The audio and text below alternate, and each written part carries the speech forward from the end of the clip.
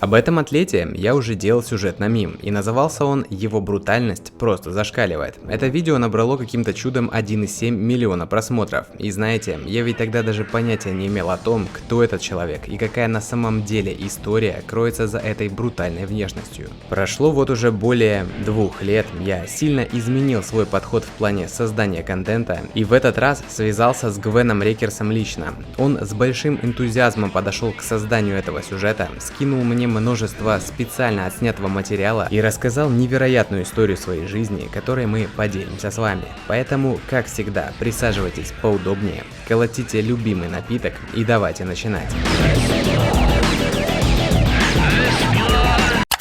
И начну я сегодня с небольшого урока произношения, ведь как только не называли нашего сегодняшнего героя в интернете, и Хуан, и Джуан, как я когда-то, но ни то, ни другое неверно, поскольку это испанское имя, а сам атлет родом из невероятно красивого острова Кюрасао, что в Карибском море, так что буква J читается как Г, Гвен Рекерс. Глядя на этого атлета, у вас, возможно, возникают весьма противоречивые чувства. Борода, татуировки, мышцы, выглядит он весьма сурово, не так ли? Но скажите мне, могли бы вы подумать о том, что этот атлет тренирует людей с психическими отклонениями, людей, от которых обычно отказываются и которых часто не принимает общество? Что ж, по-видимому нет, ведь мы привыкли судить людей по внешности, но как показывает практика, она далеко не всегда отражает настоящую личность, которая за ней скрывается. Сам Гвен с детства страдал от синдрома дефицита внимания и гиперактивности, пограничного дефицита личности и депрессии. Все это является достаточно серьезными психологическими заболеваниями, которые однажды чуть не разрушили Гвену жизнь. По словам Рекерса, спорт в буквальном смысле спас ему жизнь. Он принес спокойствие и контроль над эмоциями, которые так необходимы пациентам с подобными расстройствами, поэтому он тренирует своих клиентов именно в тренажерном зале. Гвен признается, что люди с психическими отклонениями как бы являются его братьями по крови. Их очень часто сторонятся, называют странными или фриками, но на самом деле в этих людях часто скрыт большой талант, которому не дают раскрыться. На своем примере Рекерс старается мотивировать и помогать этим людям, а пример из него, скажу я вам, очень и очень достойный. Ведь в 20 лет герой сегодняшнего сюжета Рекерс подсел на кокс и травку, который употреблял в течение 3 лет. Конечно, в нашей с ним беседе я не расспрашивал подробности, но сам Гвен признался, что бросил, поскольку это разрушало его жизнь. Но с того момента, как он записался в зал, то перестал их принимать. А поскольку каждый день Рекерсу приходится сталкиваться с зависимыми людьми, он быстро вспоминает тот негативный опыт, и это лишь подталкивает его к тому, чтобы никогда не возвращаться к прежней жизни. Тем более, что и без этого жизнь Гвена Рекерса выдалась отнюдь нелегкой. Спортсмен за свою жизнь пережил смерть отца и нескольких друзей, а также перенес 5 операций на бедрах. Кстати, именно по этой причине атлет не тренирует ноги так тяжело, как мог бы это делать. Поэтому вместо добавления весов на штангу, атлет предпочитает увеличивать количество повторений. Также спортсмен пережил 4 несчастных случая на стройке, о которой мы поговорим чуть позже, 3 очень болезненных перелома бедра, грыжу пупка и операцию на груди.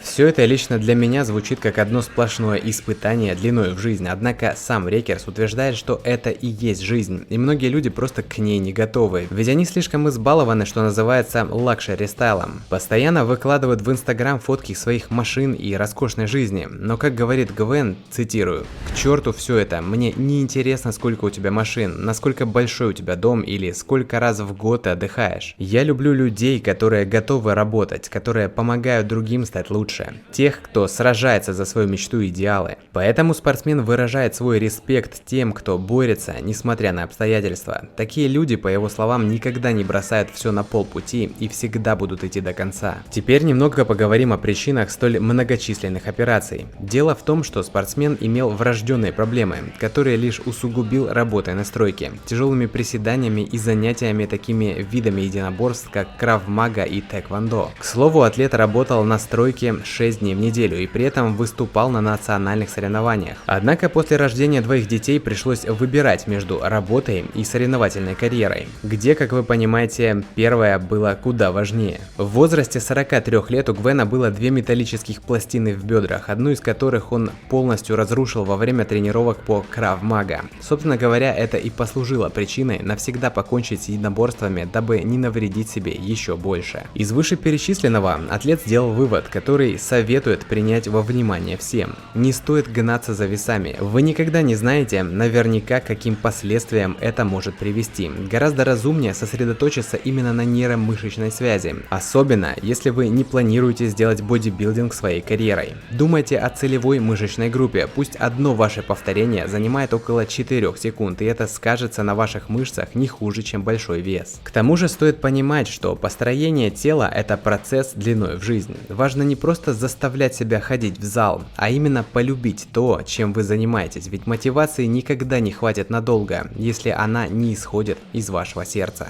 Все хотят красивое тело, но так мало людей готовы работать ради этого. Поэтому просто берите себя в руки и начинайте трудиться. Вы не умрете от тяжелой работы, говорит Рекерс. Вообще, смотря на этого атлета и его жену, можно сказать одно: эти двое точно друг другу подходят. Оба в отличной форме, оба бойцы с невероятной историей, и оба крайне сильно мотивируют жить и не сдаваться, когда возникают трудности. Для тех, кто не знает, у жены Гвена, Джойс, был рак груди. Об этом я говорил в прошлом выпуске, и не так давно, спустя 3 года после постановки диагноза, ей удалось окончательно справиться с этой болезнью. По словам Рекерса, она невероятно сильная женщина, которая никогда не жаловалась и даже при таком диагнозе все равно продолжала тренироваться. Очень рад, что теперь у них все в порядке. Сейчас Джойс работает в Dragon Coaching вместе со своим мужем, помогая людям с психологическими расстройствами. Конечно же, я не мог не спросить, как им вообще удалось сохранить отношения, ведь, судя по фотографиям, они именно любят друг друга, а не просто живут вместе. На что Гвен ответил следующее: секрет долгих отношений, на мой взгляд, чтобы общаться друг с другом и никогда не пытаться просто поменять одного партнера на другого. Моя жена – это мать моих детей, и я уважаю ее.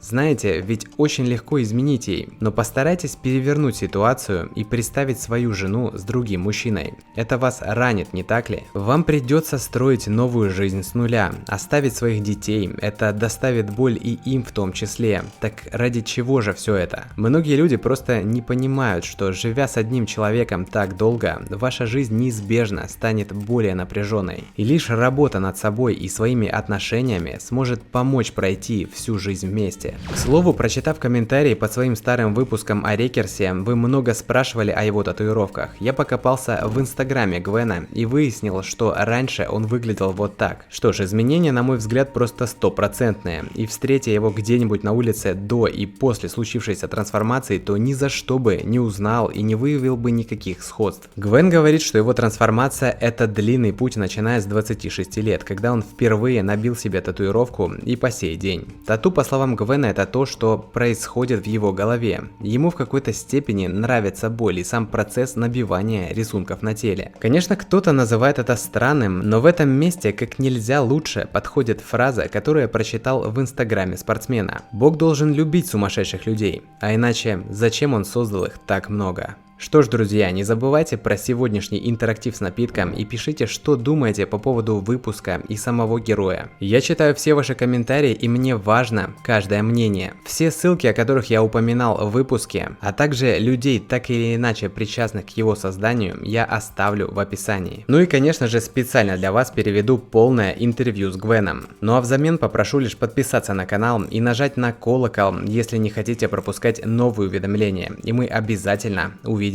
с вами снова. Не прощаюсь.